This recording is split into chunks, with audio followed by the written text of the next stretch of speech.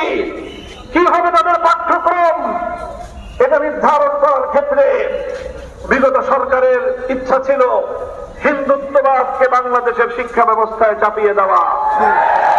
এদেশের মানুষ বুকের রক্ত দিয়ে হিন্দুত্ববাদকে প্রতিহত করেছে। নরেন্দ্র মোদীদের সেবা দেশে পরিণত করবার ষড়যন্ত্রকে রুখে দিয়েছে। বাংলাদেশকে অন্য আরেকটি দেশের অঙ্গরাজ্য বানাবার সেই স্বপ্নসাদ বাংলাদেশ কোনোদিন পূরণ হতে দেবে না। কিন্তু হিন্দুত্ববাদের জায়গায় আবার সেই পতিত শক্তি ষড়যন্ত্র করে এখন নাস্তিক্যবাদ চাপিয়ে দেওয়ার পায়তারা চালাচ্ছে। আমরা বলতে চাই, আমার দেশের সন্তানেরা হিন্দুত্ববাদে দীক্ষিত হবে না, নাস্তিক্যবাদে এখানে সুযোগ পাবে না। অন্তর্বর্তীকালীন সরকারের কাছে সবিনয় অনুরোধ